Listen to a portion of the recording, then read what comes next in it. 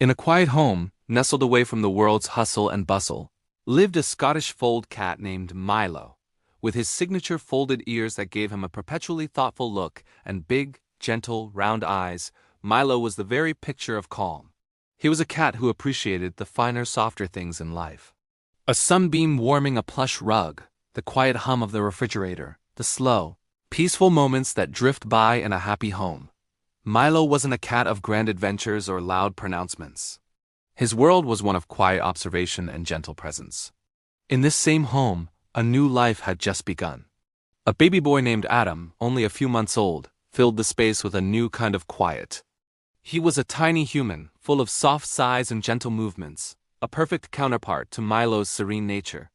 Every afternoon, like a well-rehearsed and beautiful ritual, Adam would be laid down for his nap on a soft, fluffy blanket in the middle of the living room.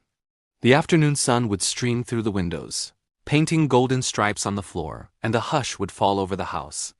And every afternoon, Milo would become his silent guardian. He never got too close, never disturbed the invisible, sacred circle around the baby. He'd find a spot just a few feet away, a sentinel on duty. He would just watch. It was a fascinating study in stillness.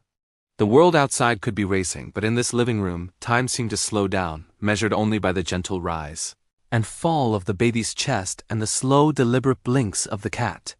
When Adam, in his dreamy state, would move his tiny hands, clenching and unclenching his fingers as if grasping at wisps of a dream, Milo's head would tilt ever so slightly.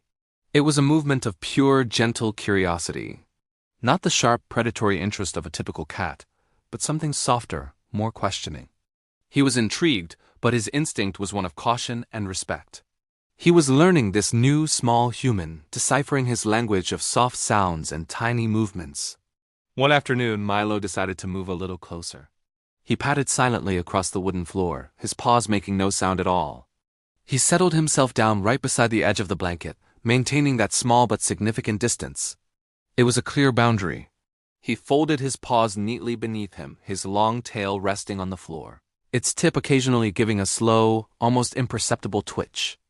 His ears, perfectly folded, seemed to amplify the silence of the room, as if he were listening to something only he and the baby could hear. Adam let out a soft coo, a little bubble of sound that popped gently in the air. Milo didn't flinch. He didn't startle. He simply blinked, a long, slow blink that in the language of cats signifies trust and affection. There were no sudden movements, no hint of fear or aggression. It was a moment of quiet understanding, a silent conversation passing between two souls who shared the same peaceful air. The cat didn't try to play or bat at the baby's fingers. The baby didn't cry or reach out in alarm. They just existed together, two islands of calm in the warm afternoon light. As the days turned into weeks, this silent ritual continued. Milo became a fixture in Adam's afternoon naps. The baby's mother would watch them from the doorway, her heart swelling with a quiet joy. She saw the bond forming, not through boisterous play or cuddles, but through something far more profound. It was a bond built on the foundations of patience and trust. Milo was teaching the baby about gentleness, about the comfort of a quiet presence.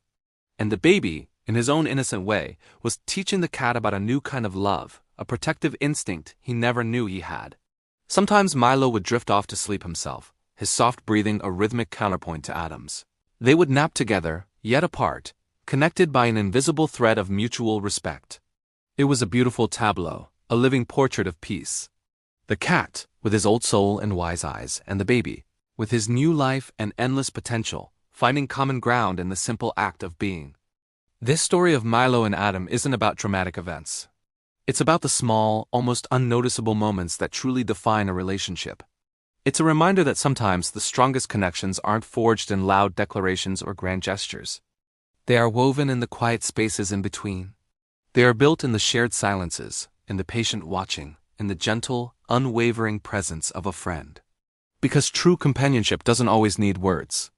It just needs an open heart, a patient spirit, and the quiet understanding that can pass between a cat and a baby in a sunlit room. It's a bond built on the simple, powerful truth that just being there is sometimes more than enough. The trust, the patience, the gentle presence, these are the silent languages of love. And in the quiet world of Milo and Adam, they were spoken fluently. Thank you so much for watching and sharing in this quiet moment with us. If this story warmed your heart, please consider subscribing for more gentle tales. We'll see you in the next one.